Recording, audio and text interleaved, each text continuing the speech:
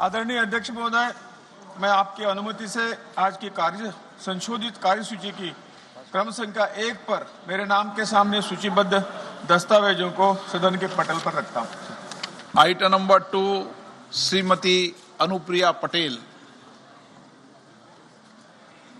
प्रिया पटेल। संसदीय कार्य मंत्री जी, धन्यवाद। व्यवस्था बनाए रखो। धन्यवाद अध्यक्ष महोदय।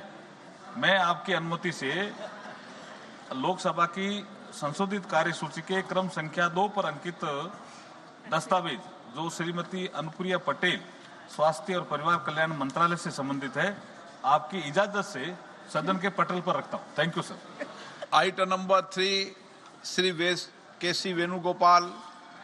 Speaker sir, I wish to present the Hindi and English version of the 45th, 46th and 47th report of the Public Accounts Committee as listed against my name in today's list of business at serial number 3.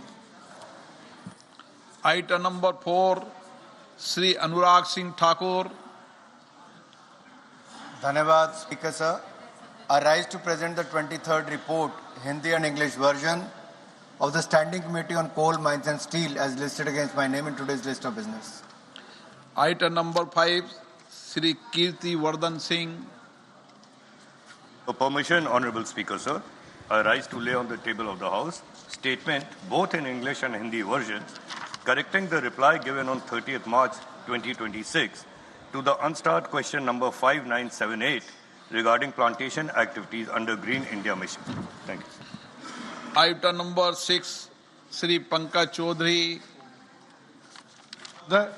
मैं अपने वरिष्ठ सहयोगी श्रीमती निर्मला सीतारमण जी की ओर से निम्नलिखित संकल्प प्रस्तुत करता हूं। वित्त अधिनियम 2002 की धारा 147 के साथ पठित केंद्रीय उत्पाद शुल्क अधिनियम 1944 की धारा 3 खा के अनुसरण में यह सभा दिनांक 11 अप्रैल 2026 की अधिसूचना संख्या 14/2026 केंद्रीय उत्पाद शुल्क संख्या 272 अ 11 अप्रैल 2026 जिसका आशय हाई स्पीड डीजल पर विशेष अतिरिक्त उत्पाद शुल्क दर को बढ़ाकर 24 रुपया प्रति लीटर करने के लिए वित्त अधिनियम 2002 की 8वीं अनुसूची का संशोधन करना है का एतदार अनुमोदन करती है। प्रश्न ये कि माननीय मंत्री द्वारा प्रस्तुत सांविधिक संकल्प को स्वीकृत किया जाए। जो सदस्य इसके पक्ष में हाँ कहें, जो सदस्य विरोध में ना कहें।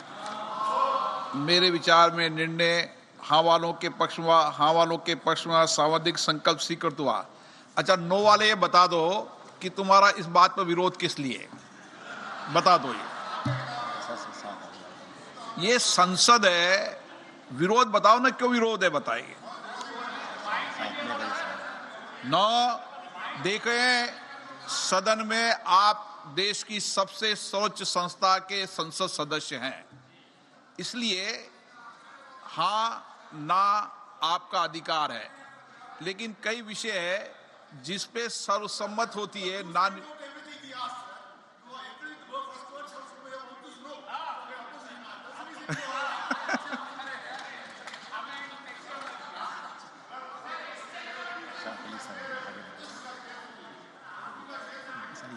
हाँ सुनाओ।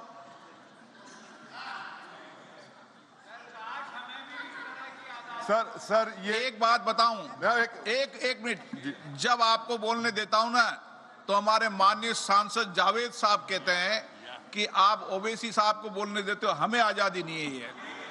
ये आरोप लगाते हैं। मैंने उनका आरोप सही है, बिल्कुल सही है।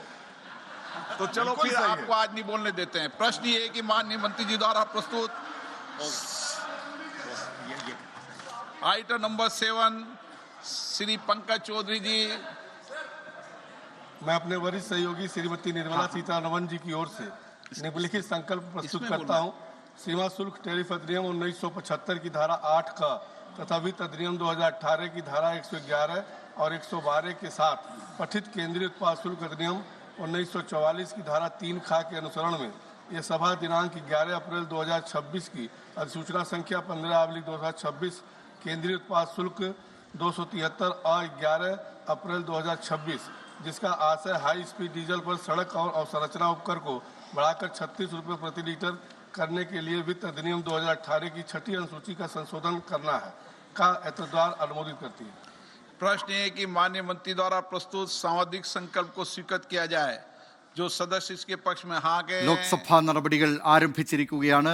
വനിതാ സംവരണ ഭേദഗതി ബില്ലിന്മേലുള്ള ചർച്ച അല്പസമയത്തിനകം തുടരും. വൈകിട്ട് 4 മണിക്കാണ് ഈ ബില്ലിന്മേൽ വോട്ടെടുപ്പ് നിശ്ചയിച്ചിട്ടുള്ളത്. 3 മണിക്ക് കോൺഗ്രസ് നേതാവ് രാഹുൽ ഗാന്ധി ഈ ചർച്ചയിൽ പങ്കെടുത്തുകൊണ്ട് സംസാരിക്കുകയും ചെയ്യും എന്നും ഇപ്പോൾ വിവരം ലഭിക്കുന്നു. ഡൽഹിയിൽ നിന്ന് PR അരവിന്ദ് ചേരുന്നുണ്ട്. അരവിന്ദ്, എന്തൊക്കെയാണ് ഇപ്പോൾ നൽകാൻ കഴിയുന്ന വിശദാംശങ്ങൾ? ലോക്സഭാ നടപടികൾ ആരംഭിച്ചിരിക്കുകയാണ്.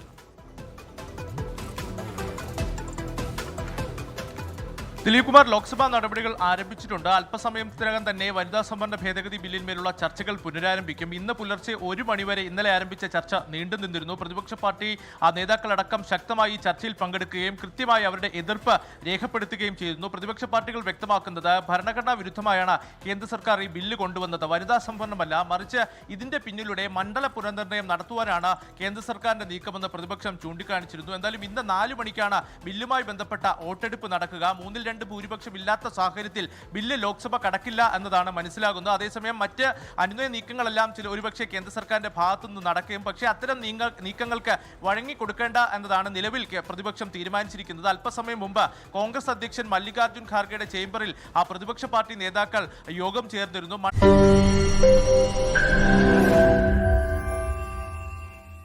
ലോകത്തെവിടെയായാലും ഏത് സമയത്തും 24 വാർത്തകളും ഓഗ്മെന്റഡ് റിയാലിറ്റി പാക്കേജുകളും എക്സ്പ്ലെയിനറുകളും വിശദമായി കാണാൻ ഞങ്ങളുടെ യൂട്യൂബ് ചാനൽ നിങ്ങൾക്ക് സബ്സ്ക്രൈബ് ചെയ്യാം.